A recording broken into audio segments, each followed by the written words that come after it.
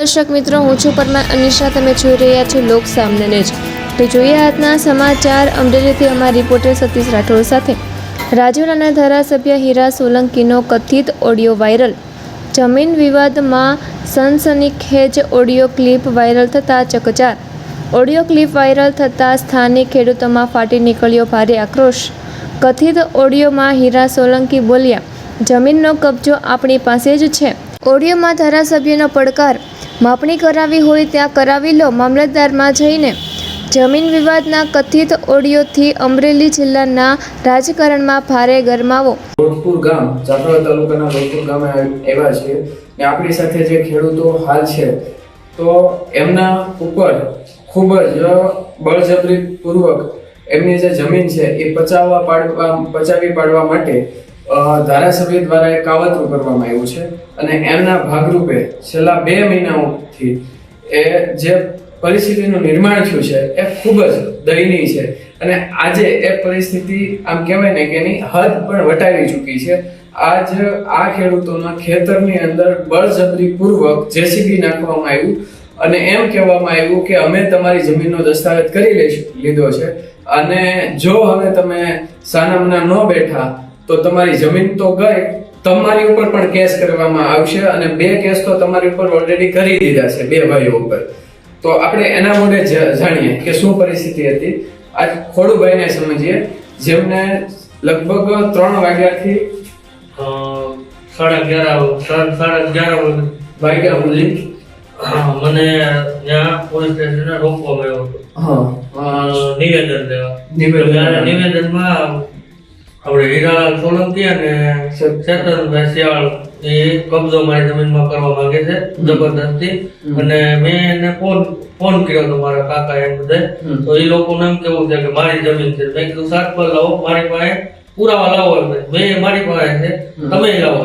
તો એ લોકો કઈ પુરાવા નથી જોતા, તમારી જમીન મેં લઈ લીધી છે, દસ્તાવેજ કરી લીધો છે. મેં કીધું જમીનના માલિક અમે છે, તો તમે કેવી રીતે કર્યો?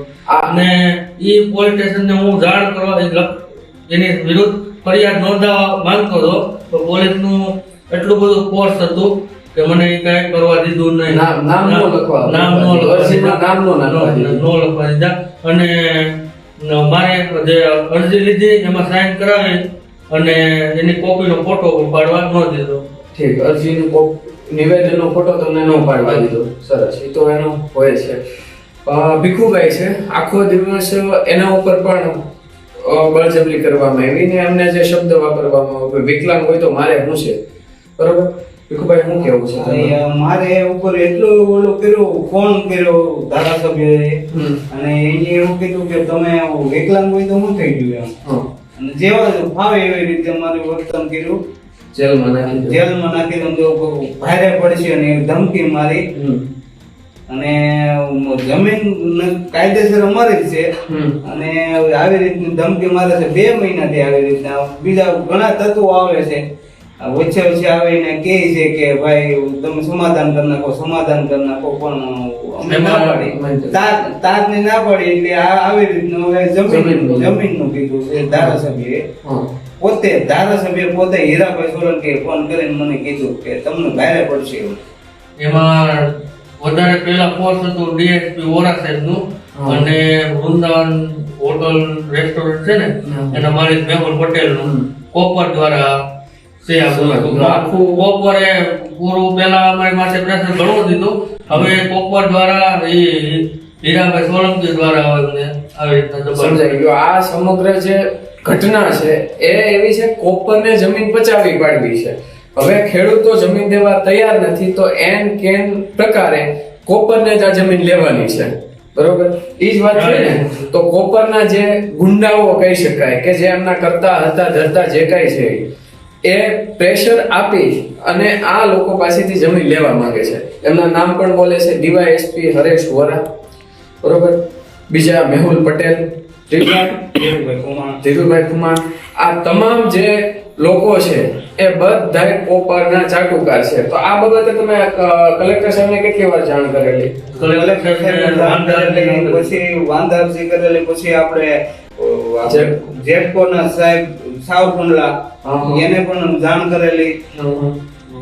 રજીસ્ટર એડી કરેલું છે. ઓકે, જેટકોમ નો શું જવાબ આવ્યો છે? કોઈ જવાબ નથી, કોઈનો નથી આવ્યો. જવાબ કઈ આવ્યો જ નથી. નથી. બરોબર, આ લાઈન જેટકોની છે કોપરની છે? નહીં, લાઈન કોપર બદલાવે છે, હું કામ કે કહું છે કંપનીને દે છે, કંપનીને આપે છે, બાબરકોટ કંપનીને અલ્ટ્રાટેકમાં જાય છે. અલ્ટ્રાટેકમાં જાય છે, પણ પરંતુ એને પોતાને ખર્ચે એને નડતર હોવાથી સમજાય ગયું. કોપરને નડતર હોવાથી લાઈન બદલાય છે. બરોબર, ખેડૂતને નડતર હોય તો લાઈન નથી બદલવામાં આવતી. સૌથી મોટી જોવાની વાત એ છે, કોપરને નડે છે એટલે લાઈન બદલે છે.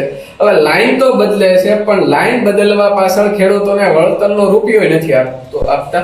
દાદાગીરીથી એના ખેતરની અંદર એ લોકોને થાંભલા નાખવા ખેડૂતોને નખવાવે છે. કેટલા થાંભલા છે? લગભગ 13 થાંભલા બદલાવે છે. જે મૂળ જેટકોની લાઈન છે એનું અલાઇનમેન્ટ ફેરવી અને લાઈન બદલાવવામાં આવી રહી છે. જે મૂળ જગ્યાએ લાઈન નથી જતી, જ્યાં છે ત્યાં કોપર આડી પડે છે, એને નું ઓલું થાય તો એ લોકો ખેડૂતોના બિચારા જે ખેડૂતો લાચાર છે એ લાચાર ખેડૂતોના ખેતરમાં પરાયણે થાંભલા નખવે છે. અને આનું વળતર કોઈને આપ્યું છે ખરું? નથી આપ્યું ને? બરોબર, વળતર કોઈને નથી આપ્યું. આ વાત છે. તો અત્યાર સુધી કોઈને નોટિસ કલેક્ટર દ્વારા કોઈ મધ્યસ્થી કરવામાં આવી? પ્રાંત દ્વારા મધ્યસ્થી, મામલત દ્વારા પૂછ્યું નથી. બરોબર, આવે છે કોણ?